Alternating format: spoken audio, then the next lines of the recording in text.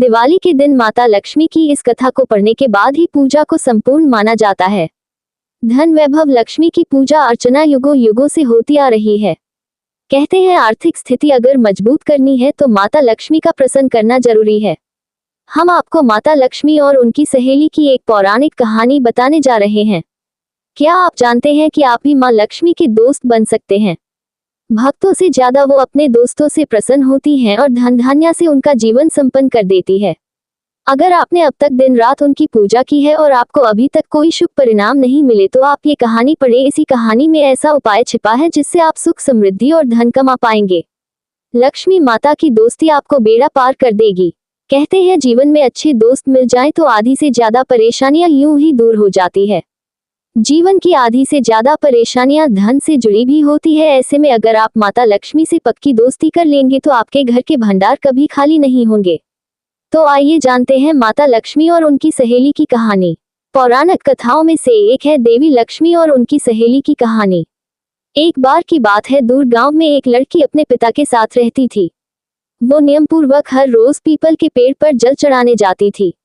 उस लड़की से प्रसन्न देवी लक्ष्मी पीपल के पेड़ से प्रकट होती उससे मिलती।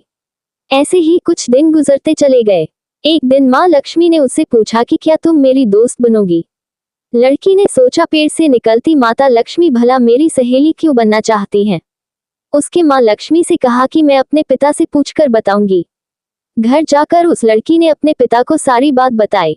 पिता ने कहा, भला कौन माँ लक्ष्मी की सहेली नहीं बनना चाहेगा?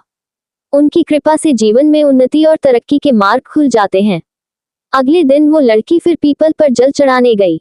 देवी प्रकट हुई तो लड़की ने कहा, हाँ मैं तुम्हारी सहेली बनूंगी। कुछ दिनों बाद माता लक्ष्मी ने अपनी सहेली को अपने घर पर खाने का न्योता दिया।